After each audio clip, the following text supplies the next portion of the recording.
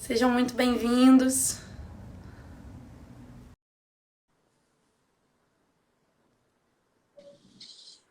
Olá, Daniel. Olá, Betânia, tudo bem? Tudo jóia? Boa noite. Boa Boa noite, noite. pessoal que está aí entrando para nos ouvir. Boa noite Tudo a jóia, todos. Daniel? Tudo bem com você? Graças a Deus. Que Vamos lá, bom. queria te dar boas-vindas em meu nome, em nome do Instituto de Direito Real. Dizer que é um prazer estar aqui com você essa noite para a gente conversar sobre um assunto tão interessante como esse da proteção das marcas de posição. Para o pessoal que ainda não me conhece, vou me apresentar aqui rapidamente. Meu nome é Betânia Senra, eu sou professora de Direito Processual Civil aqui do Instituto de Direito Real, também em graduações e pós-graduações, sou mestre em Direito e Sociologia pela Universidade Federal Fluminense, formada em Direito aqui pela Universidade Federal de Juiz de Fora, tá certo? Agora eu vou apresentar para vocês a nossa estrela da noite, que é o professor Daniel Adenson de Souza. Ele é advogado especializado em propriedade intelectual e agente da propriedade industrial. Ele é sócio de RICE Advogados Associados, mestre em Direito Comercial pela Faculdade de Direito da USP, especialista em Direito Processual Civil pela Escola Superior da Advocacia da OAB de São Paulo, presidente da Associação Paulista de Propriedade Intelectual, conselheiro, ex-procurador adjunto e ex-diretor de estudos da Associação Brasileira dos Agentes de Propriedade Industrial, membro efetivo da Comissão de Propriedade Intelectual da OAB de São Paulo, especialista da Câmara de Solução de Disputas relativas a nomes de domínio, da ABPI, palestrante, professor convidado e autor de livro e diversos artigos sobre direito empresarial, processo civil e propriedade intelectual. Então vejam, né, pessoal, que pelo currículo do professor Daniel, a gente está diante de um especialista aí no tema em propriedade intelectual, no tema sobre marcas de posição, que é o tema que a gente vai discutir um pouquinho essa noite. Não é isso, professor Daniel? Exatamente. Professora Betânia, obrigado pela apresentação. É um prazer estar aqui com a colega e com todos os que estão nos assistindo hoje. Como vocês podem ver, minha área de atuação é eminentemente propriedade intelectual, né? Eu trabalho exclusivamente com PI, como nós dizemos, há mais de 20 anos, estou indo para quase 25 anos de atividade, e com muito foco em marcas, né? Marcas é um tema que eu gosto bastante, e que dedico boa parte da minha atividade profissional para a defesa de marcas, né? Em muitos casos, marcas famosas, mas enfim, todo e qualquer tipo de marcas, na verdade, né? Então, é um tema que eu tenho especial predileção, e eu vou tentar aqui hoje trazer um pouquinho do que a gente tem visto, ou melhor, do que passamos a ver desde de setembro do ano passado em relação às marcas de posição, né? Antes de entrar propriamente no tema, vou fazer um spoiler aqui. O Instituto de Direito Real está lançando um curso de propriedade intelectual com foco em marcas, né? Eu gravei algumas aulas junto com o professor Fábio Leme, um caríssimo colega, e esse curso deverá estar ser lançado nos próximos dias aí, então convido a todos a acompanharem as redes sociais, o site do Instituto de Direito Real. Tenho certeza que vai ser um curso super proveitoso, é um curso que a gente tentou focar numa parte prática, né, com ênfase aí em casos reais, exemplos. Enfim, acho que vai ser bem útil para quem quiser conhecer um pouco mais sobre marcas, né? Sem Então, dúvida nenhuma. feito. A gente já teve até a oportunidade de falar aqui numa das nossas lives também com o professor Fábio. Foi um grande prazer. Dois profundos conhecedores de propriedade intelectual. O curso é imperdível. Assim, acho que é um curso que vai ser super interessante para quem quiser cursar. Assim, a gente tentou fazer uma abordagem não tanto juridiquês, né? Uma coisa Uhum. técnica, mas ao mesmo tempo de fácil entendimento, né? Então, é um Focada tema que na a gente sabe. prática, né? É um tema que demanda uma certa especialização, enfim. Muitos advogados que devem estar aqui acompanhando a gente passam por propriedade intelectual muito rapidamente nas graduações, né? Tem faculdades que nem têm propriedade intelectual na sua grade, algumas têm com matérias opcionais, facultativas, e outras, quando tem, ela é dada junto com o direito empresarial, enfim, não há um cuidado muito grande com a propriedade intelectual nas universidades. Se bem que isso está Realmente. mudando um pouco, né? Tem algumas faculdades, algumas universidades que hoje já têm cadeiras específicas, têm a disciplina. A gente espera que isso melhore bastante aí ao longo dos anos, mas o que nos leva a ter que aprender muito na prática, né? O profissional hoje que quer trabalhar com marcas, com propriedade intelectual, ele tem que se virar, né? Tem que estudar, ir atrás de cursos, e esse E é é um mais um tema muito curso à detalhado, né, disposição. Daniel? É um tema bastante específico, né? A propriedade É, intelectual assim, dentro do direito empresarial, uma disciplina muito específica e ela é relativamente recente em termos históricos, né? A propriedade intelectual, quer dizer, o primeiro tratado internacional que trouxe alguns patamares mínimos de proteção é a Convenção da União de Paris para a proteção à propriedade industrial, que é de 1883. Né? nossa, Então é você vê que a gente tem, historicamente, em relação ao direito, um tratado internacional relevante vindo há pouco tempo, verdade. pensando aí em 2.000 anos de história recente.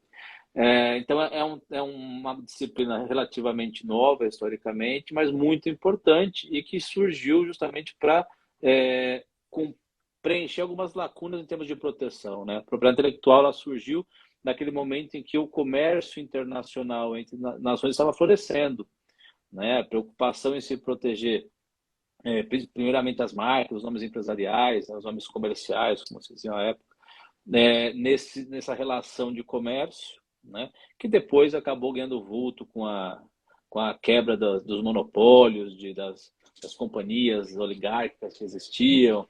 Enfim, quando começou a ter realmente uma relação de concorrência, é que realmente a propriedade intelectual ganhou um Uhum. destaque interessante. E a Convenção de Paris é o primeiro tratado aí que trouxe patamares mínimos de proteção, né? E lá já se tratavam das marcas, que é o nosso tema de hoje. Não das marcas de posição, mas das marcas de indústria e comércio. Nem as marcas de serviço, que são aquelas marcas que identificam atividades Uhum.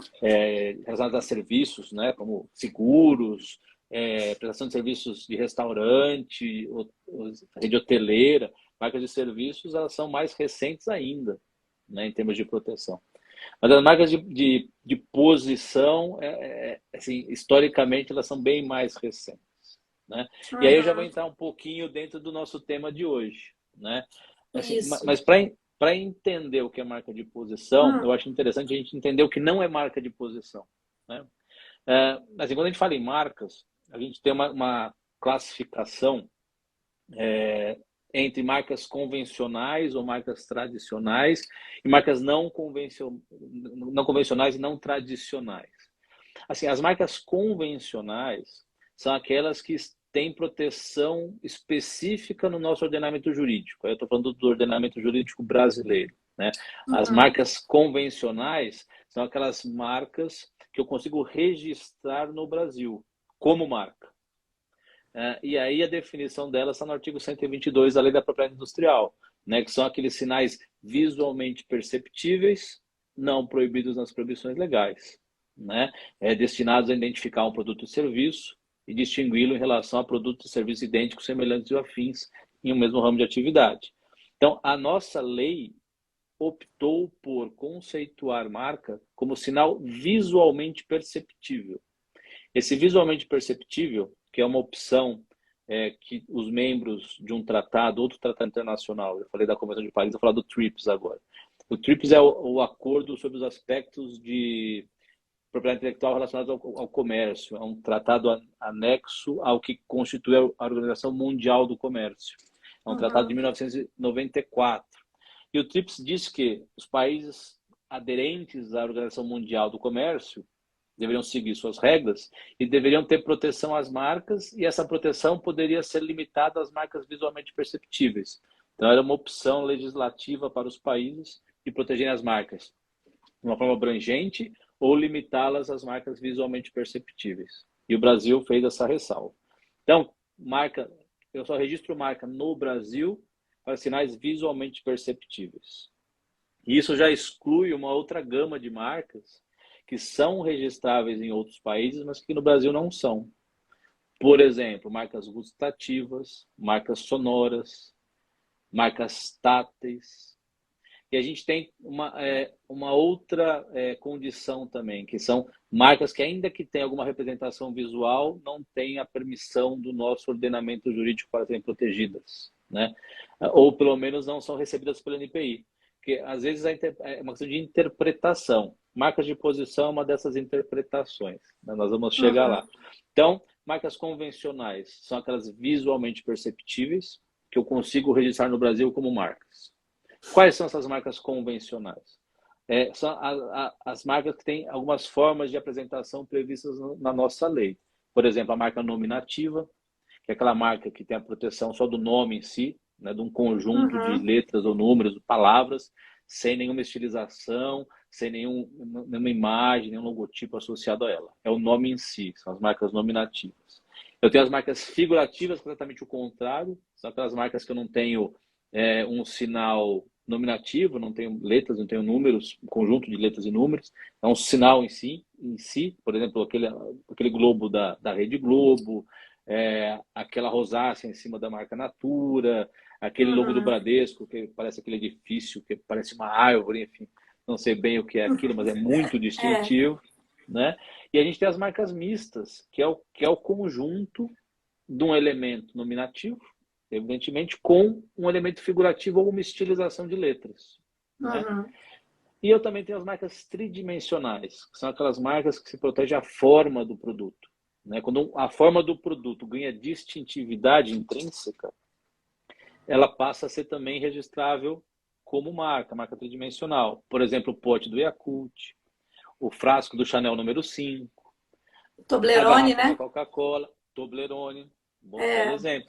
Então, são sinais que são formas, né? Produtos cuja forma ganhou grande distintividade, passa a ser, então, possível se proteger com marca tridimensional.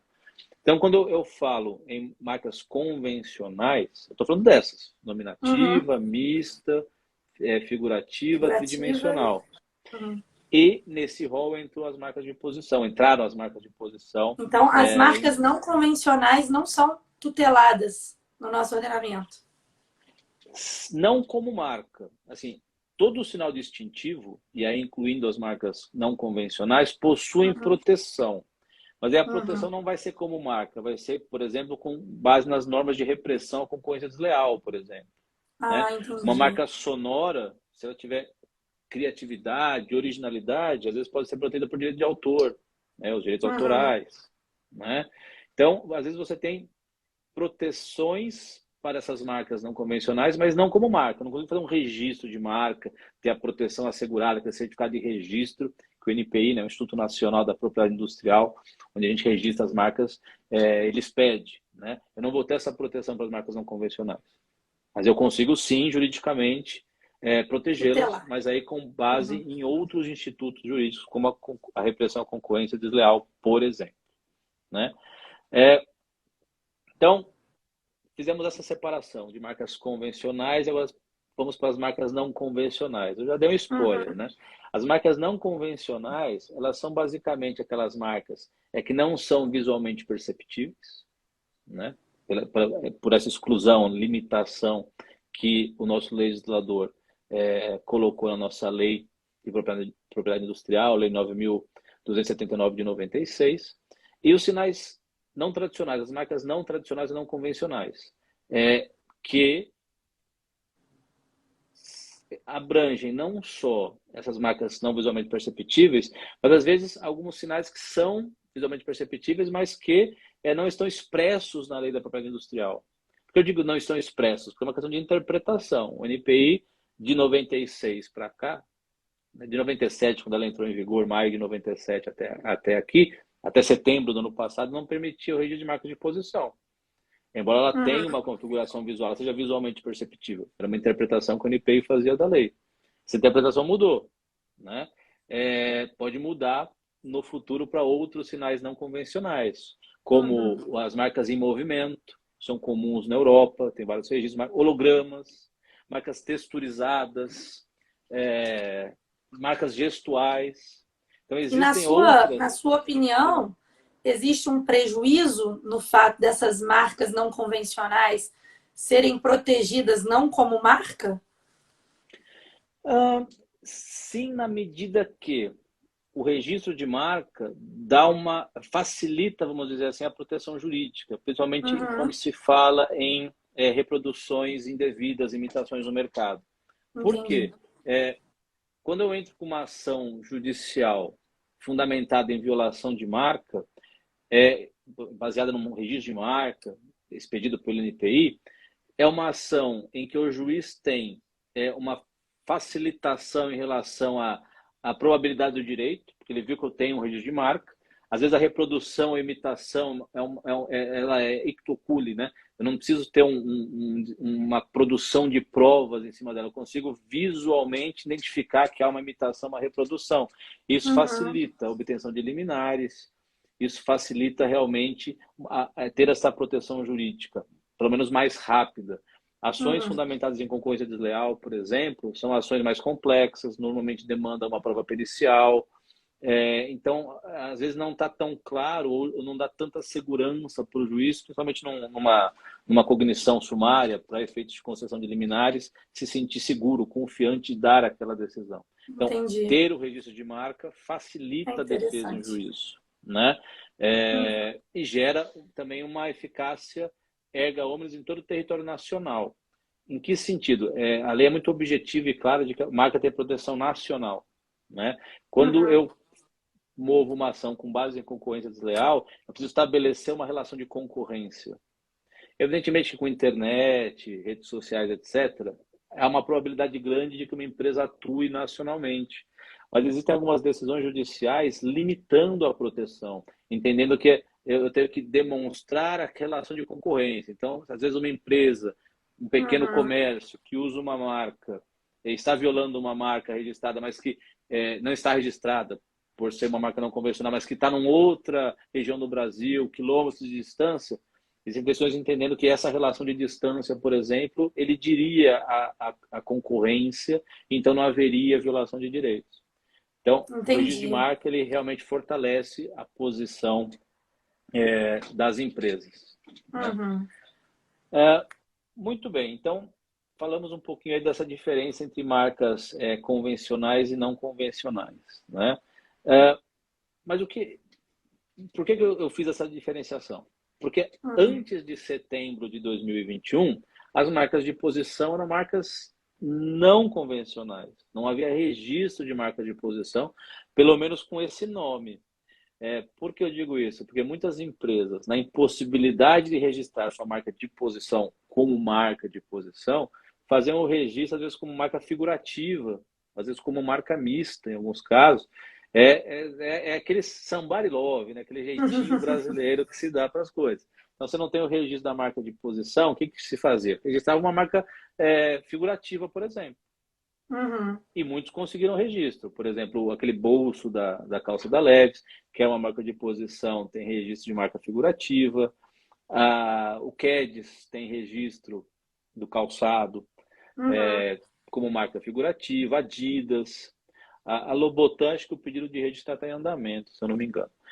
Mas, enfim, se tentava registrar dessa forma, em muitos casos se conseguia registrar dessa forma. Então, você O NPI conseguia não ter colocava muito entrave. Não, mas assim, não era o ideal. Quer dizer, você fazia um Uhum. requerimento de uma marca que, na verdade, ela quer dizer muito mais que aquilo, né? A marca de posição ela não está vinculada àquela configuração do calçado, do bolso. Assim, ela está muito relacionada à posição, efetivamente. O nome já diz, a marca de posição de um elemento distintivo em um objeto. Isso é a Uhum. marca de posição. E por que isso é importante? Porque a marca de posição, quando você faz o registro, você faz tracejado. Se é um calçado, imagina as mulheres vão imaginar aquele calçado do Lobotan, super É, ele é barato, em famoso, conta, né? vende em qualquer lugar, né? Com aquele Aquele seu solado solado vermelho vermelho. característico, né? Isso. Quando se requer o registro da marca de posição do sapato Lobotan, não está se protegendo a configuração design daquele calçado como um todo, é só daquele sinal, quer dizer, é Uhum. aquele Pantone vermelho aplicado ao solado. Pouco importa o resto do calçado. Por isso que você deposita a marca tracejada, porque não estou protegendo aquela configuração específica de calçado. Mas um calçado, que pode ter qualquer configuração, caracterizado pelo fato de ter aquele sinal distintivo, que no exemplo do Lobotan é o solado vermelho com um Pantone específico, né? E aí, Daniel, deixa eu te perguntar uma coisa, pegando o gancho da sua fala. Para que eu possa registrar uma marca de posição, é necessário que todos os produtos de determinada marca possuam esse distintivo? Essa marca de posição? Ela tem que estar em todos os produtos? Por exemplo, todos os sapatos daquela marca tem que ter aquele distintivo para ser considerado? Sua pergunta é ótima. E ótima pela seguinte razão. Normalmente, as marcas de posição são marcas que se tornaram famosas. Uhum. E elas se tornam famosas por quê? Pela exposição grande que uma empresa... E marca de posição tem muito a ver com a indústria da moda. Assim, não é limitado à indústria da moda. Mas assim, a indústria da moda se utiliza muito desse artifício, vamos dizer assim. Então, assim, o uso intenso, campanhas publicitárias, fazem com que aquela marca de posição se torne famosa. E aí, isso normalmente se reproduz numa linha de produtos. Mas não necessariamente tem que estar em todos os produtos. Não. O que ela tem que ser é famosa. Ela tem que ter adquirido essa distintividade em relação a esse tipo de produto. O tipo de produto, quer dizer, por exemplo, calçado, calça, furadeira, chaleira, o que seja. Uhum. A marca de posição ela tem que ser distintiva em relação àquele produto. Ela se tornou conhecida em relação àquele tipo de produto. Né? Então, mas ela não precisa se tornar conhecida para depois ser registrada, não? Precisa? Eu posso registrá-la antes dela se tornar conhecida? Pode sim. Só que isso pode acontecer, não há requisito de pré-uso que tenha gareado esse grande grau de distintividade. Mas elas normalmente decorrem de um uso no mercado. Né? A empresa normalmente não registra para depois lançar o produto. Normalmente ela lança o produto, aquele produto se consolida, aí ela se dá conta de que ela tem aquele produto tem uma característica visual que impacta nos consumidores e distingue muito aquele produto. Osklen, por exemplo, é outro exemplo. Os sapatênis Osklen, para quem usa, sabe que ele tem, por exemplo, 3 furinhos na parte da frente do sapatênis, que é muito característico dele. Então, assim, mas provavelmente ele não registrou isso antes. Vou registrar esse design. Por que não é tão comum fazer antes? Porque, assim, se você for pensar em registrar toda a sua linha de produtos, isso torna um processo muito caro, muito oneroso. Então, normalmente as empresas lançam, identificam aquilo que teve mais sucesso comercial e aí pensam em proteger da melhor forma possível. Né? Algumas empresas, evidentemente, são mais cautelosas e às vezes já fazem o registro prévio, né?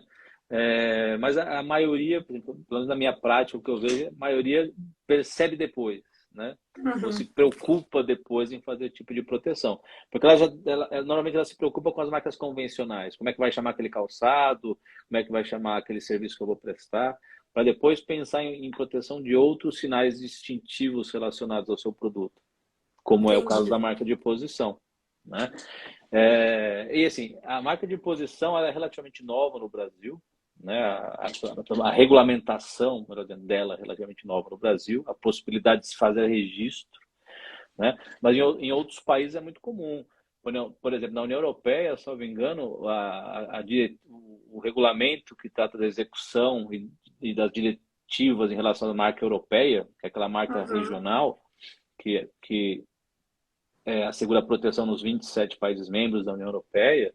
O regulamento acho que é de 2017 e 2018, por exemplo, já regulamentando muito bem a questão da marca de posição. Enfim, isso dando exemplo da Europa, mas outros países também possuem a proteção. Então, se percebeu que havia uma necessidade de se tutelar essa forma não convencional de marca, ela foi se tornando muito comum, né? Assim, esses exemplos que eu dei são os mais famosos, né? O Lobotan, Adidas, por exemplo, Prada, os tênis da Prada, os calçados da Prada, alguns têm uma faixinha na parte de trás, umas cores específicas. Enfim, são marcas que, assim, que reproduzidas nos produtos dessas empresas, normalmente são empresas famosas, são produtos famosos, geram essa distintividade. E aí, quando a gente fala de empresas famosas, com produtos que são objeto de desejo pelo público, são esses produtos que são normalmente os mais cobiçados em termos de cópia, né? Com Então, assim, certeza. o fato de não ter a proteção de marcas de posição, que a gente estava falando, era um limitador ou um dificultador em relação à proteção, porque aí você tem que fundamentar em outros institutos jurídicos como concorrência desleal. Que as empresas conseguiram o registro como marca figurativa, por exemplo, ok, né? Mas o ter a marca de posição registrada, ter um certificado de registro, isso é muito importante em termos de proteção, né? Então, assim, veio em boa hora a regulamentação pelo NPI, vou falar dela daqui a pouquinho, e mostra uma tendência do nosso Instituto Nacional da Propriedade Industrial em preservar e proteger essas marcas não convencionais. Quer dizer, a marca de posição foi a primeira. Oxalá tenhamos aí, nos próximos anos, a extensão da possibilidade de registro para outras marcas não convencionais, né? Marcas textuais, marcas holográficas, marcas em movimento, né? Um GIF, por que eu não posso registrar um GIF como marca no Brasil? Em vários países eu consigo, né? Que eu não Verdade. consigo registrar, né? É, enfim, é uma ferramenta muito interessante em termos de se proteger esse tipo de marca, né? Por que o Brasil está tão atrasado nessa legislação de proteção a essas marcas não convencionais? O que você atribui isso? Olha, aí era uma falta de boa vontade Entendi. de regulamentação. Assim, o Brasil, acho que eu sempre gosto de frisar esse ponto, é um país que sempre esteve na vanguarda em termos de proteção à propriedade industrial. Por exemplo, esse tratado que eu comentei no início, a Convenção da União de Paris, que era de 1883, foram 10 países signatários originários. O Brasil era um deles, né? Olha. Pouco se discute por que o nosso diplomata estava lá, discute, talvez ele não tenha ido para esse propósito, mas enfim, estava lá. Estamos desde o início lá na vanguarda. E nossa legislação sempre esteve muito antenada com a proteção mundial e sempre tivemos boas leis de marcas, boas leis de propriedade industrial. Agora, é uma questão também de interpretação, né? Às vezes por má vontade, às vezes por impossibilidade. Alguns tipos de marca, assim, o registro de alguns tipos de marca demanda, às vezes, alguma necessidade técnica, um software específico, que às vezes a gente não tem, Entendi. né? Ou cuja a elaboração, a preparação demandaria um investimento grande em termos de informatização ou de software, podemos dizer assim. Então, às vezes há boa vontade, o que não há é orçamento e condições técnicas de aplicar. Em outros casos, não, é só realmente interpretação. Às vezes tem alguns xiitas, né, que tem uma cabeça para um lado que tem uma posição no sentido específico, não vem o outro lado. Enfim, são muitas nuances que esse tipo de regulamentação exige e passa, né? Mas as marcas de posição, felizmente, não necessitava de nada muito técnico, Complexo. pero no mútil, né? Porque, embora a regulamentação seja de setembro do ano passado, está fazendo um ano agora, até hoje a gente não tem um formulário específico, não tem um campo específico no formulário eletrônico, né? O que a Entendi. gente tem que fazer é depositar como se fosse uma marca tridimensional e justifica lá que, na verdade, é uma marca de posição, ela vai ser analisada como uma marca de posição. Então, houve uma gambiarra do NPI para permitir o registro, mas até hoje não conseguiu se ter, dentro dessas questões técnicas, um tratamento específico e adequado, né? Tem Vai muito muito... pedido em andamento para registro de Não, marcas de produção no não, NPI? até onde eu sei são poucos. Até onde eu sei são poucos.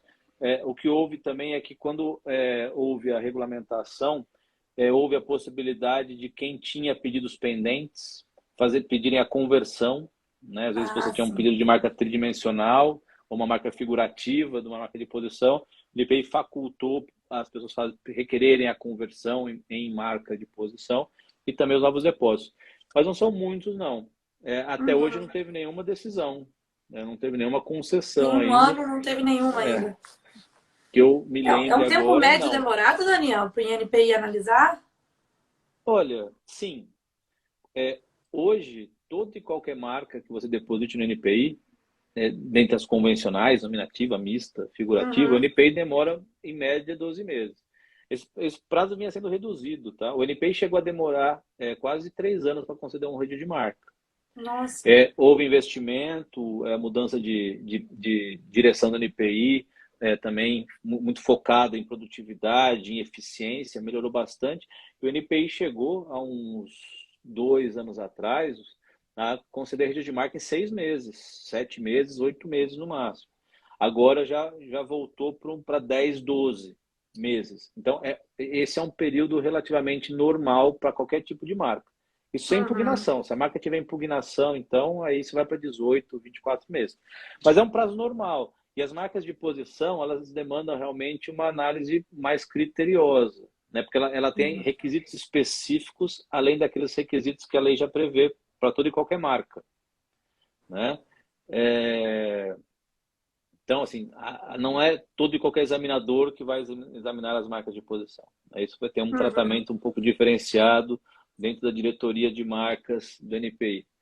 Estou vendo o nosso amigo uruguaio, Gonçalo Seco, participando. Que tal, Gonçalo? Muito gosto verte. Está perguntando por que não tem registro de slogan ou frase publicitária, né? Não é uma marca não convencional, mas é um outro tipo de sinal distintivo. E realmente é uma pena, porque o Brasil até 96, então, nossa lei anterior previa o registro de slogans ou expressões de propaganda. Hoje não se Uhum. tem mais esse registro. Isso dificulta a proteção. Eu estava falando da proteção de marcas não convencionais. Em muitos casos, as condições de proteção são as mesmas e eu tenho que me socorrer de outros institutos. Como é que eu protejo um slogan, uma expressão de propaganda no Brasil, já que eu não tenho registro? Repressão com coisa desleal.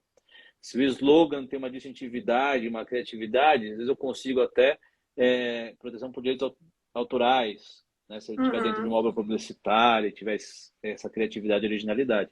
Mas normalmente eu vou para a vala da concorrência desleal. Dificulta o exercício do direito, né? A proteção jurídica, né? Então isso vai muito nessa linha de que a ausência de registro leva a uma dificuldade, um custo maior para a proteção daquele sinal distintivo.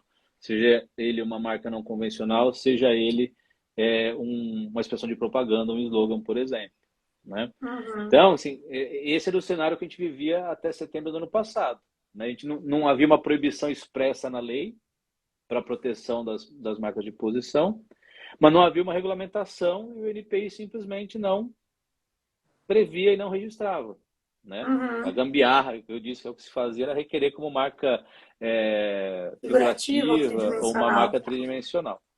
E Uhum. aí, em setembro do ano passado, dia 13 de setembro, foi expedida uma portaria pelo MPI regulamentando a marca de posição. Quer dizer, nada mais é que uma interpretação do artigo 122 da lei, aquele artigo que eu mencionei que diz que registrava como marca o sinal visualmente perceptível, Uhum.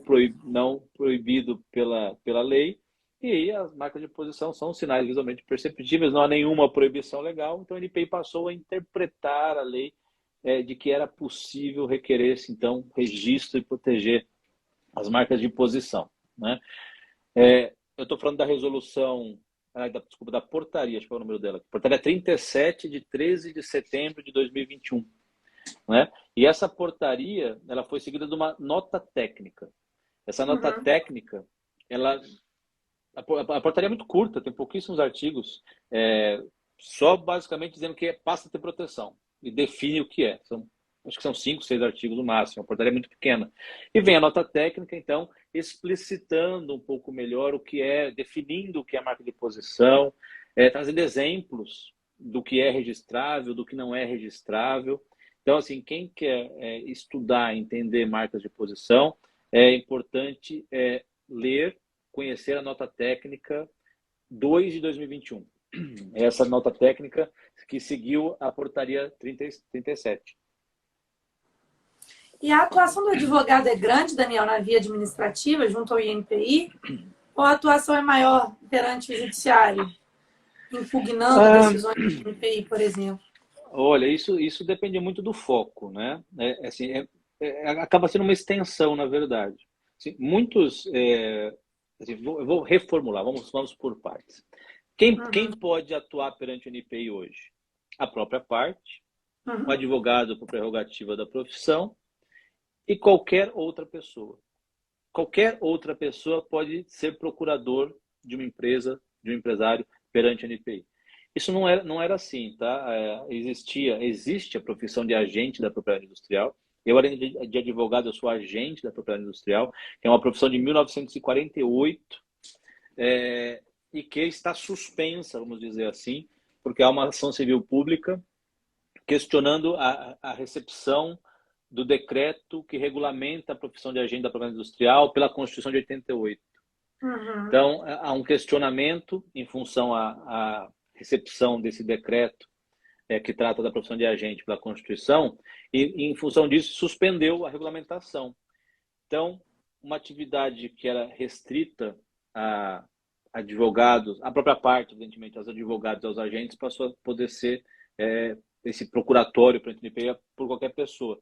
Isso é um pouco complicado, porque assim, é uma área muito técnica, muito específica, né? Isso fez com que aparecesse um monte de profissional que se diz capacitado para atuar. Então, por que eu estou dizendo isso? Porque você tem agências de propriedade industrial que só fazem isso, e você tem escritórios de advocacia que também fazem a questão perante o NPI, a questão de registros, né, perante o NPI, mas também fazem o contencioso. E aí eu recomendo a todos aí que sempre verifiquem com quem estão trabalhando, porque é um mercado que, em função dessa supressão, vamos dizer assim, da exclusividade aos agentes, junto com os advogados, acabou de gerar muito oportunismo. Então, as empresas têm que estar atentas com quem estão trabalhando, né? Tem muito picareta, infelizmente, no mercado. Mas tem gente muito boa, tem gente muito antiga, com muito tempo de profissão. Então, a recomendação é que sempre se salvaguardem em relação a quem estão contratando para tratar das suas marcas, das suas patentes. Marcas e patentes, dentre outros sinais distintivos, são os principais ativos das empresas, né? A responsabilidade em se representar uma marca é muito grande. A gente aqui no escritório atende marcas naquela lista de marcas que vale mais de $1 bilhão. Imagina se eu perco um prazo, né? Verdade. Se eu não zelo por essa marca. Olha o tamanho da nossa Prejuízo para o responsabilidade seu aqui. cliente, né? Exatamente. Então, assim, cuidado. Mas, enfim, isso é só para dizer que há foco das pessoas que só fazem o NPI, né? Só a parte de registro, de marcas, solicitação de patentes, e tem os escritórios de advocacia. É muito comum que escritórios de médio a grande porte normalmente tem duas PJs, né? Você tem uma agência de propriedade industrial e você tem uma sociedade de advogados para fazer a parte de consultoria e contencioso, principalmente. Então, assim, porque é uma consequência, né? Você começa a defender a marca no INPI e você acaba tendo que defender a marca depois judicialmente, né? E existem muitas cópias. A gente está falando de marcas de posição, como eu disse, normalmente são marcas conhecidas, famosas, suscetíveis de imitação, de reprodução. Tênis, por exemplo, né? Demais. Sapato, Sim. tem muita imitação mesmo. Tem cidades que são conhecidas como polos produtores de falsificações. Tem uma cidade conhecida chamada Nova Serrana, que é uma cidade que fornece calçados para muitas empresas, mas que tem um lado, vamos dizer assim, negro de também fabricar produtos falsificados, né? Todas as empresas de calçados já moveram a busca e apreensão em Nova Serrana. É conhecido. Conheço muito advogado que já saiu correndo de bala em Nova Serrana. Fazer a Nossa! busca e apreensão. O negócio lá é meio Meu tenso. Deus! Né? Então, assim, é muito de foco. Então, assim, os escritórios de médio e grande é mais ou menos dividido. Você faz a parte de NPI, evidentemente, toda a defesa da marca perante a autarquia e também a defesa dela extrajudicial e judicial. Né? Mas, assim, é importante. não deixar a marca perder a distintividade. Quer dizer, quanto mais a marca convive com marcas que a reproduzem ou a imitem, ela vai perdendo a sua distintividade intrínseca, ela vai perdendo a sua eficácia distintiva. Isso é terrível para uma marca, né? A marca pode se vulgarizar, se diluir, né? A gente usa a Verdade. expressão E aí a diluição. atuação judicial é muito importante nesse sentido, né? Imagino que vocês se valham muito de ação de busca e apreensão, de Sim, medidas sim, executivas, né? Na tentativa de coibir esse tipo de atuação. sim, a gente faz muita busca e apreensão. Normalmente, uma ação que envolve violação de marca tem um pedido de tutela de urgência, caráter antecedente, enfim. Uhum. Assim, o principal objetivo da ação de abstenção, de infração, é cessar a prática de violação. Que aquela empresa pare de vender aquele produto ou pare de prestar aquele Uhum. serviço com a marca que colide com aquela marca registrada. Evidentemente que isso também é pedido indenizatório, que normalmente se faz, porque a violação de uma marca, uma violação à Sim. propriedade industrial, gera danos extrapatrimoniais e danos patrimoniais. E o judiciário brasileiro é muito firme em relação à tutela, à proteção das marcas, das patentes. Então, é muito comum, muito comum não, deriva de precedentes, principalmente do STJ, que ao Uhum. se reconhecer a violação da marca, se pressupõe que houve o dano e se condena a indenizar. E aí É o são duas dano em re ipsa. indenizações. E exatamente, o dano em ré ipsa. Então a gente tem danos morais, que normalmente são fixados num valor baixo, entre 5 a 50 mil reais, né? Uma Olha, média vai baixo nos mesmo. Eu 10, achei 20 que mil seria um valor reais. mais elevado. Não, assim, tem casos de 100 mil, 200 mil, mas normalmente como Uhum. envolve patente, tecnologia, etc. Em relação à marca é mais baixo. Mas essa é só a Uhum. vertente extrapatrimonial ou moral, né? Mas você tem Uhum. os danos materiais, os danos patrimoniais. E esses Esses sim mais danos elevados, né? são mais elevados. E a lei prevê três critérios, sempre o mais favorável ao titular do direito violado, que é o que ele deixou de lucrar com a violação, o que nem sempre é fácil de comprovar, o que o beneficiário da violação lucrou com a infração, que normalmente é uma perícia contábil que se faz nos livros do, Uhum. do réu, ou o que o réu pagaria por uma licença. Então, são três requisitos que a lei prevê, está no artigo 210 da Lei da Propriedade Industrial, prevê critérios objetivos para a fixação do dano. Então, assim, sempre se vai ter uma indenização, né? Reconhecendo a Uhum. violação, a gente vai conseguir uma indenização. Se você vai conseguir depois executar ou não é outro papo, né? O brasileiro também é bem Pois esperto na é. sua blindagem de bens, né? Mas, enfim, se condena, às vezes se faz acordo depois da condenação para facilitar um parcelamento, mas, assim, a gente pede, a justiça concede, e aquele que viola tem que estar ciente disso, que uma hora E vai às chegar a vezes nem conta. sempre é fácil, Daniel, imagino eu, né? Que nem sempre seja fácil descobrir, por exemplo, o fabricante daquele produto falsificado. Não, porque às vezes você conhece o revendedor. Eu fico imaginando aí em São Paulo, né? 25 de março, enfim. É super Já, fácil a revenda, né? Mas não, é chegar muito ao difícil. fabricante. É muito difícil, né? Produtos falsificados, né? Da pirataria mesmo, a falsificação é muito Uhum. difícil, porque normalmente está mascarado. Você às vezes faz essas buscas e apreensões nos centros de comércio popular, que é um enxuga-gelo, né? Você tem que É. atuar, mas assim, e às vezes você consegue identificar se é fabricado no Brasil, de onde é fabricado, se é importado, às vezes a rota de importação, mas nem sempre é fácil. Agora, às vezes ocorre violação com relação a empresas legítimas, né? Às vezes a empresa não está falsificando, né? Ela está usando uma marca muito próxima a uma Uhum. marca de outra empresa. A colidência entre marcas é uma questão de avaliação, interpretativa também. Existem critérios para se aferir, se analisar se há E colidência de marcas ou não. isso pode ser questionado perante o INPI ou você tem que ir direto para a via judicial? Não, pode ser perante o NPI. O NPI prevê dois momentos que você pode questionar uma marca, né? A oposição, enquanto é um pedido de Uhum. registro, depois um processo administrativo de nulidade quando o registro é concedido. Você tem dois momentos de impugnar uma marca perante o NPI. Depois disso, você tem a via judicial, né? Uhum. Então, se um registro foi concedido em violação a sua marca, você tem 5 anos da concessão do registro para entrar com uma ação de nulidade, né? Entendi. E aí você tem a ação de abstenção em paralelo, né? Se a empresa não Ah, é. registrou Vai a marca, sempre está só seguir, né? copiando, aí você tem a ação de abstenção. E aí é né? comum o pedido de tutela antecipada numa situação como essa para... Muito comum. É, né? Grande maioria das ações prevê, só não quando houve, por exemplo, uma notificação e a empresa demorou muito para exercer o direito de ação. Enfim, se tem alguns casos em que se retira a urgência, e aí às vezes Uhum. não se faz o pedido de liminar, né, de tutela antecipada, tutela de urgência, mas na maioria dos casos se requer. Né, e é recomendável que se requeira, porque o principal objetivo dessa ação é realmente cessar a infração. Né, os consectários, como a indenização, isso fica para depois, mas o principal é tentar realmente ter uma ordem para suspender, sustar a violação ali no início do processo. Imagino Né? que seja muito comum, né? De ter Ah, que sim, buscar via judicial nesse sentido. sim, o judiciário é muito receptivo, né? É, Principalmente nos estados que têm justiça especializada. Por exemplo, Rio de Janeiro e São Paulo, você tem varas especializadas em propriedade industrial. Então, uhum. isso facilitou muito a questão de proteção, porque aí você tem juízes que conhecem a matéria e nos tribunais, câmaras ou turmas que conhecem a matéria. Então, e aí você Mais fácil, tem, né? dá aquela previsibilidade, porque você conhece como o tribunal pensa, como o determinado juiz pensa, e aí você tem uma facilitação em relação à proteção, evidentemente, quando você tem um direito consolidado.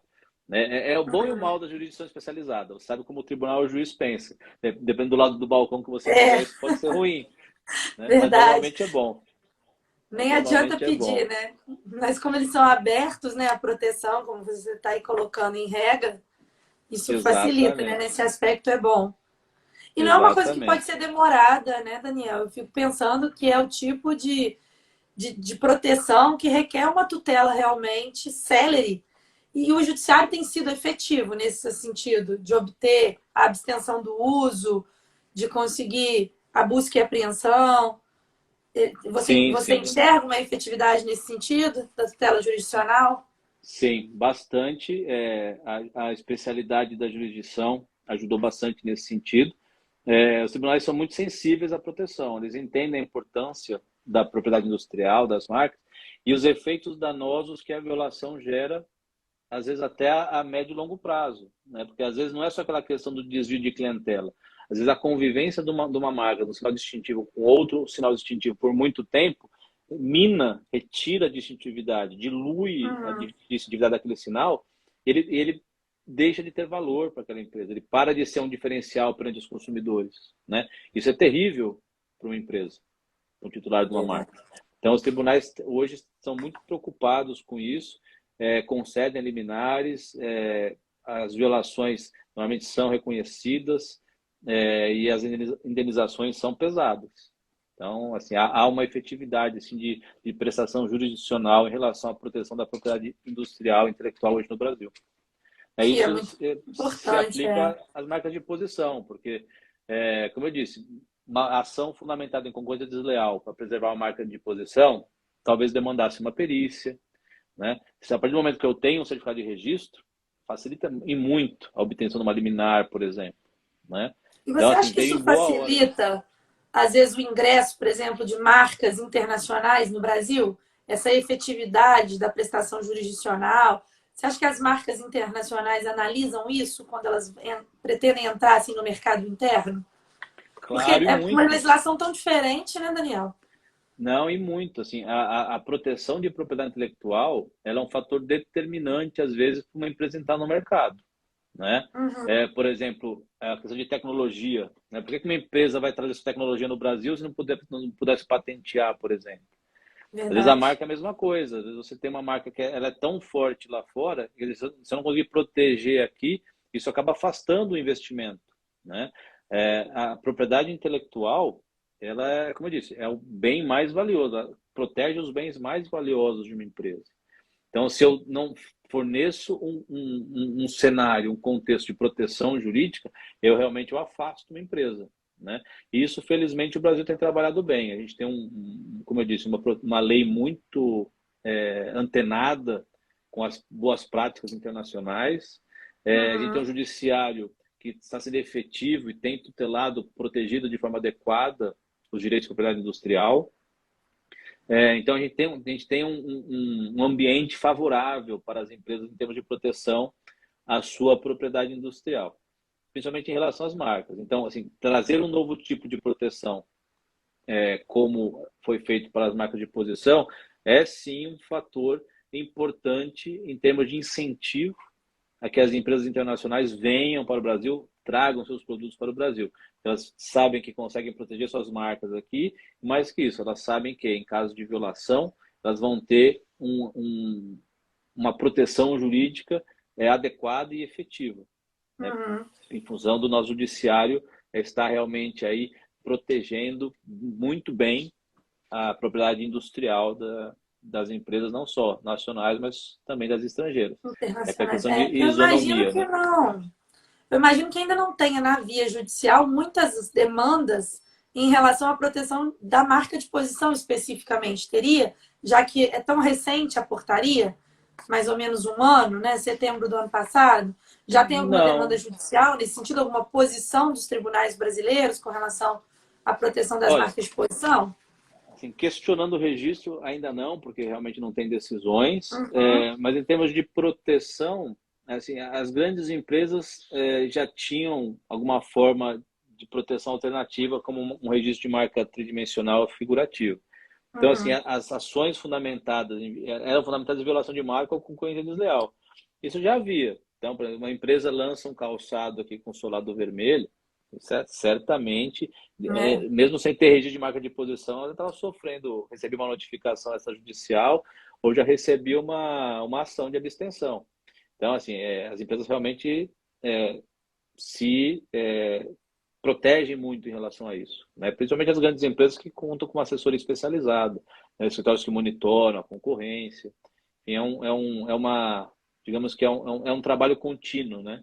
Você não só Uhum. você protege, mas você também tem que fazer o enforcement, né? Então você faz esse monitoramento do que acontece no mercado, a concorrência, para tomar medidas e providências caso seja necessário, né? E nesse sentido, eu acho que essa portaria deve ter facilitado a atuação do advogado, né? No sentido, por exemplo, você está com uma ação ali discutindo uma concorrência desleal, aí veio essa portaria em 2021, eles podem se valer dela com um novo fundamento agora Claro, um para fato novo proteção às marcas de relevante, posição, um que é fato novo muito relevante, relevante. né? Se sai o registro no curso do processo, evidentemente você vai noticiar nos autos. Assim, é Exato. importante, né? E não só isso, a portaria, mas também a nota técnica, elas trazem definições, exemplos. Então, isso pode ser utilizado pelo advogado para Uhum. mostrar que aquilo é uma marca de posição, né? Porque às vezes não é tão simples. Ah, mas o que é uma marca de posição, né? Assim, o que diz a nota técnica? Marca de posição é aquela formada pela aplicação de um sinal em uma posição singular e específica de um determinado suporte, resultando em um conjunto distintivo capaz de identificar produtos ou serviços e distingui-los de outros idênticos, semelhantes ou afins, desde que a aplicação do sinal na referida posição do suporte possa ser dissociada de um efeito técnico ou funcional. Então, trouxe uma definição. Quer dizer, não é qualquer coisa que é marca de posição, né? Não é qualquer elemento ornamental Não, ou uma função assim, técnica específica. exato, ele não pode estar associado a nenhuma funcionalidade. Por exemplo, aqui minha Uhum. furadeira tem o gatilho numa cor porque tem que mostrar para o consumidor que é aqui que ele aciona. Isso não é marca de posição. Agora, eu Ou um usar no borrifador, solado né, do. de um produto de Exato. limpeza. Né? Então, a posição do sinal ela tem que ser singular, específica, não comum. Uhum. Ela não pode ser uma posição comum. Vou colocar na minha camiseta, no lado esquerdo do peito aqui, um sinal. É, Todo mundo faz todas isso, têm, né? né? Agora, quantas colocam um solado vermelho? A gente fica no caso do Lobotan, porque ele é muito fácil de visualizar. É verdade. Quantas utilizam um solado vermelho? Né? Não é comum. E aí a Realmente não questão, deve não é? ser fácil provar essa distintividade perante o INPI.